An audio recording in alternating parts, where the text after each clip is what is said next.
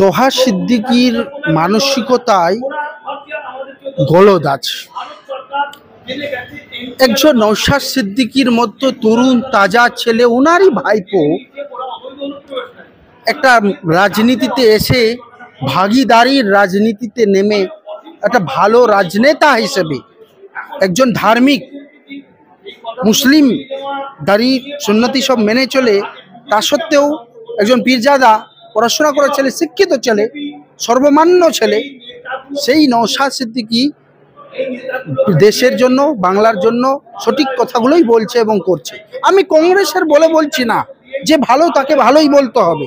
তো নওশাদ সিদ্দিকী যখন ভালো কথা বলছে, ভালো কাজ করছে, ভালো করছে, এই মুহূর্তে এসে মাননীয় মুখ্যমন্ত্রী মমতা ব্যানার্জির ওয়ান অফ চেলা তোহা সিদ্দিকী সাহেব, আমি ডিউ রেসপেক্ট বলছি, উনি একটা, যেহেতু উনি ফুরফুরা শরীফের মতন একটি পবিত্র স্থানের সঙ্গে জড়িত, আমি ওনাকে সম্মান জানিয়েই বলবো যে তোহা সিদ্দিকী সাহেব ভাই, নিজেদের মধ্যে পিছনে লাগাটা ঠিক নয়। কেন? উনি জিতে এসছেন, ওনাকে করতে দেন, আপনি অন্য কোথাও গিয়ে রাজনীতি করুন। আপনার যদি কোনো পীরজাদাকে রাজনীতি করাতে নামাতে আসেন, আপনি করুন বা সুযোগ করুন, তৃণমূল থেকে করান, কেন দিচ্ছে না? ও হিংসে কিন্তু খুব খারাপ জিনিস। যদি হিংসে থাকে তাহলে আপনি, আমার পীরজাদা কি করে বলবো আপনাকে, বলুন তো? এইটাই আমার বলার আছে যে তোহা সিদ্দিকী সাহেবকে এটা হিংসা হয়ে যায় যে আজ কালকের ছোকরা এসে এমএলএ হয়ে গেল, জিতে এত কিছু করছে। এইটা আমার মনে হয় কোথাও না কোথাও তোহা সিদ্দিকীর মধ্যে একটা জেলেসির তৈরি করাতে এই সব কথা বলছেন, ভুল ভাল হুজুং বাজুং কথা বলছেন। একদম বাংলার মানুষকে তো অবশ্যই ডাইভার্ট করার চেষ্টা করছে। বাংলার মানুষকে ভাবা উচিত, একদিকে আছে বিভাজনের রাজনীতি, একদিকে আছে একদিকে বিভাজন প্লাস দুর্নীতি, একজন দুর্নীতির রাজনীতি। দুটোকেই ডিনাই করতে হবে, দুটোকেই ছাড়তে হবে এবং বিকল্প পথ সৎ লোকদেরকে, সৎ রাজনেতাদেরকে আনতে হবে, যাতে করে সৎ রাজনেতাদের মাধ্যমেই আগামী দিনে বাংলার পরিবর্তন আসে, বাংলার সুখময় সময় আবার আসে।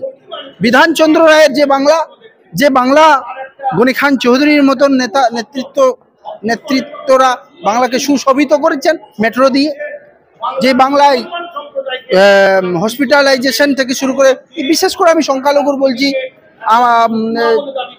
সিদ্ধার্থ শঙ্কর রায়ের আমলেই না কি হয়েছিল, প্রত্যেকটা থানায় মুসলিম অফিসার বাধ্যতামূলক করা হয়েছিল, যাতে করে ডিসক্রিমিনেশন না হয়।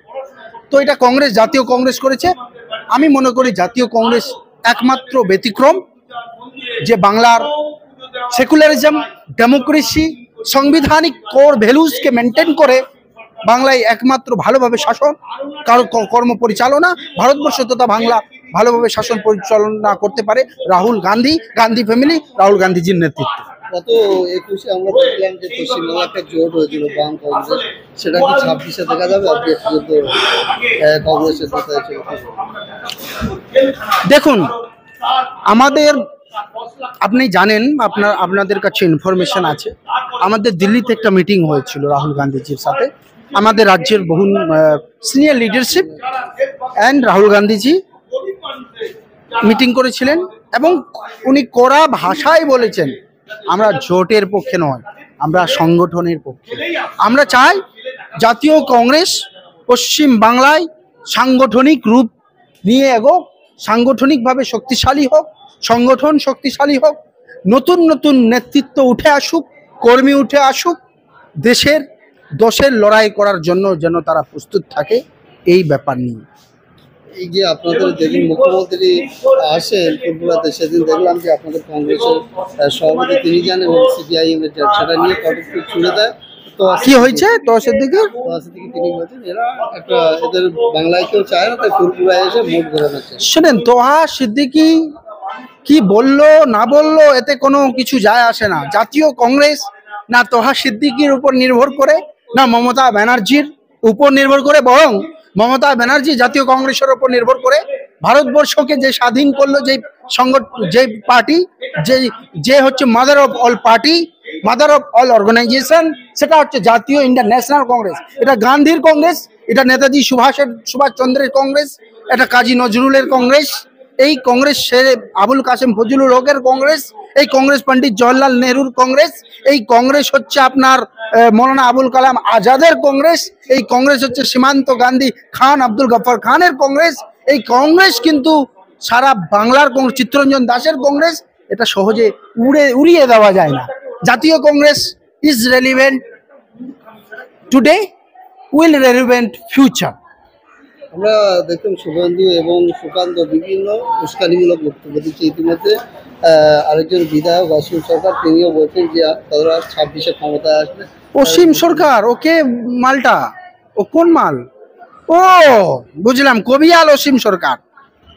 পাগলা আছে, পাগল টাগল। ওকে তো জোকার ছাড়া কিছু মনে কর না বাংলাভাষী। ওদের কি উত্তর দেবো বলুন তো?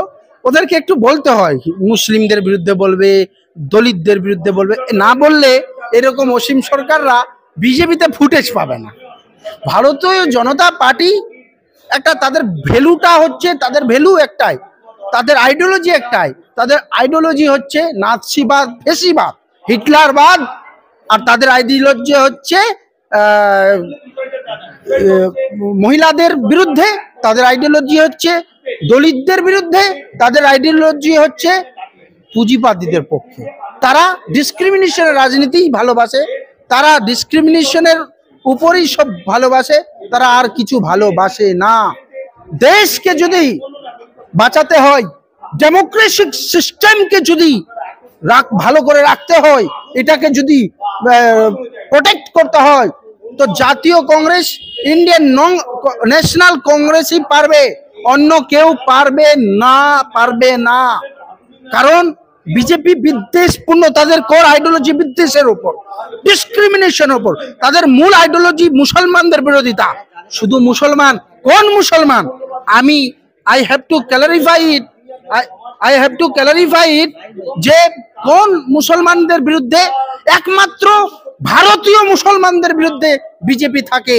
কিন্তু আরবের শাইখ, টাকাওয়ালা মুসলমান, রিয়ালওয়ালা মুসলমান, তেলওয়ালা মুসলমান, শাইখ ইয়া হাবিবি করে গলা লাগায় ভারতবর্ষের প্রধানমন্ত্রী, কিন্তু ভারতের গরিব মুসলমানকে খুব কষ্ট হয় না।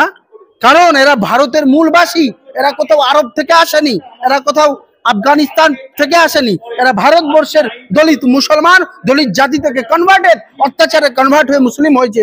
এই জন্য ঘৃণা হয় না? এইটাই আমি জিজ্ঞেস করতে চাই।